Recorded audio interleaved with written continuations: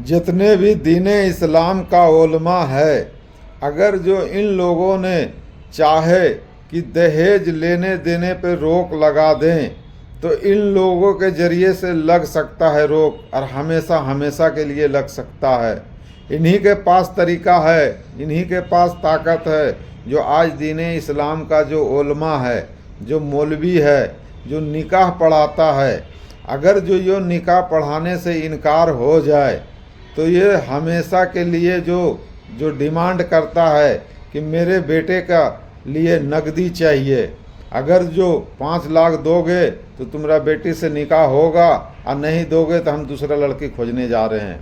अगर जो मेरे बेटे को गाड़ी दोगे बुलेट तो निकाह करेंगे तुम्हारा बेटी से, और नहीं तो कोई और लड़की देखने के लिए जा रहे हैं, ढूंढने के लिए जा रहे हैं।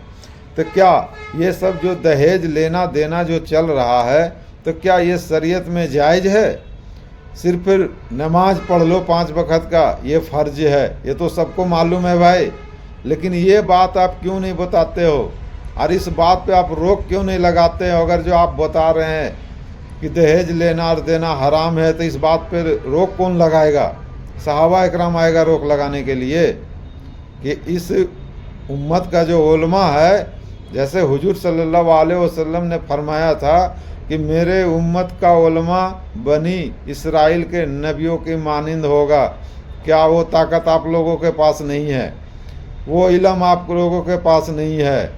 अगर जो आपके पास है तो जितना जल्दी से जल्दी हो सके दहेज लेने देने पे आप रोक लगाइए। और अगर जो वाकई में ही मोहम्मद मुस्तफ़ा सल्लल्लाहु अलैहि वसल्लम के उम्मती में से हैं तो दहेज लेने देने पे रोक लगाने का काम उलमा का है। अगर जो लोग दहेज लेने देने का काम कर रहा है, आप अल्लाह को हाजिर नाजिर जानकर, मोहम्मद मुस्तफ़ा को हाजिर नाजिर जानकर कसम खाइए आप लोग कि जो दहेज लेगा उसका बेटा बेटी के निकाह नहीं कराया जाएगा। जिसका बाप दहेज देगा उसका बेटी का निकाह नहीं कराएंगे, जो दहेज लेगा उसका बेटा का निकाह नहीं कराएंगे। अगर जो इस तरीके से यूपी का उलमा, यूपी में इस तरीका का एक काफ़िला बनाए, बिहार का उलमा बिहार में एक तरह की कमेटी बनाए, इसी तरीका से जितने भी झारखंड है, झारखंड का उलमा इसी तरीका से एक कमेटी बनाए कि इस चीज़ पे निगाह रखना है। बंगाल का उलमा है या कहीं का भी उलमा है, सब आपस में एक दूसरे से मिलजुल कर इस चीज़ पे काम करना चाहिए। आप लोगों को शर्म नहीं आता है? आप ही का बेटी, आप ही का बहन 25 साल हो गया घर में, 30 साल हो गया, 35 साल हो गया, अभी तक निकाह नहीं हुआ, शादी नहीं हुआ, वो भी दहेज के चलते। आप लोग आलिम कहलाते हैं, आपको शर्म नहीं आता है कि आप ही का बेटी घर में पूरी जवानी आधी से ज़्यादा बिता रहा घर में? क्यों बिता रहा? दहेज के चलते। आपके पास देने का, आप बहुत बड़े अमीर आदमी हैं, आप दे दिए हैं, लेकिन जो कमाने खाने वाला है वो कहाँ से ला कर देगा?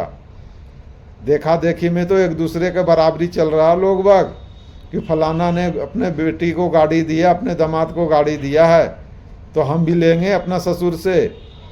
यही तो हो रहा आजकल। हो क्या रहा? अगले ने बिरयानी खिलाया था खस्सी का, तो भाई मेरा बराती को भी बिरयानी चाहिए खस्सी का। तो भाई आपके पास रुपया था, पैसे था, आपने दे दिया। जो नॉर्मल आदमी कमाने खाने वाले है, उसके पास 2 3 4 बेटी है, कितना खिलाएगा और कितना दहेज देगा और कितना नकदी गिनेगा रुपया? अगर जो हमारे उम्मत मोहम्मद मुस्तफ़ा सल्लल्लाहु अलैहि वसल्लम का उम्मत का जो उलमा है, इस बात पर अगर जो कड़ाई करे तो इंशाअल्लाह ये दहेज लेना देना बहुत जल्दी रुक जाएगा। खैर मेरे यहाँ तो बिहार में भी देख रहा हूँ और बहुत जगह देख रहा हूँ, लेकिन सबसे ज़्यादा अभी इस काम में उतरा हुआ है तो यूपी का लोग। जब तक उसे 1 ट्रक भर कर दहेज नहीं दिया जाएगा, जब तक उसका घर तो लगता है भिखारी का घर हो। पहले से घर में पता नहीं उसका कुछ है या नहीं है, पर 1 ट्रक भर कर दहेज जाएगा तभी उसमें खाएगा, उसमें पकाएगा और उस पर सोएगा। पहले से पता नहीं वो गली पे सोता था या जंगल में सोता है। बस अपनी बीवी का इंतज़ार करते रहता है कि बस जो भी लेके आएगा वही लेके आएगा, और अपने पता नहीं वो क्या करेगा, झक मारेगा, गांजा पिएगा, दारू पिएगा, शराब पिएगा, सुल्फा पिएगा और बीवी सब कुछ लेकर आएगा वो अपने बाप के यहाँ से। आजकल अक्सर ज़्यादा लोग यही चक्कर में रहता है कि सब कुछ मेरा बीवी लेके आएगा। तब मैं उस नौजवानों से भी कहता हूँ, भाई शर्म कर ले। जब तुम किसी का बेटी से, बहन से इस तरीक़ा से उम्मीद लगा कर बैठे हुए है तो ते भी एक दिन अपना बहन को भरेगा ही। अरे ही भरने में तुम अपने घर को बेच देते हो, अपने बागात, अपने जायदाद को बेच देते हो। बचा लो, काम आएगा आगे चलकर। फिर बाद में ऐसा आता है कि किराए के घर में रहने पड़ता है।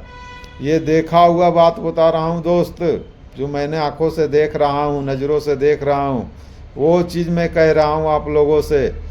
अगर जो आप लोगों का ये वीडियो पसंद आएगा तो इंशाअल्लाह और मैं इसी तरीक़ा से वीडियो बनाऊंगा और उन उलमा को ही मैं कान खींचूंगा जिन्होंने इस पर कान नहीं धर रहा है। बस खाली खाना है और पेट को फुलाना है, ये कोई तरीक़ा थोड़ी हुआ है। और कहता है कि शरीयत पे अमल करो, ये शरीयत में है। मस्जिद में बैठ कर खाली बस दुनियादारी के बातें करते हो, इससे ज़्यादा कुछ नहीं। अगर जो हदीस और कुरान पर अगर जो बातें हो तो समाज में आज इतना बिगाड़ क्यों आ रहा? अगर जो आप समझाने वाले हैं, आप अपने आप को उलमा कहते हैं, तो इस काम को क्यों नहीं रोकते हैं?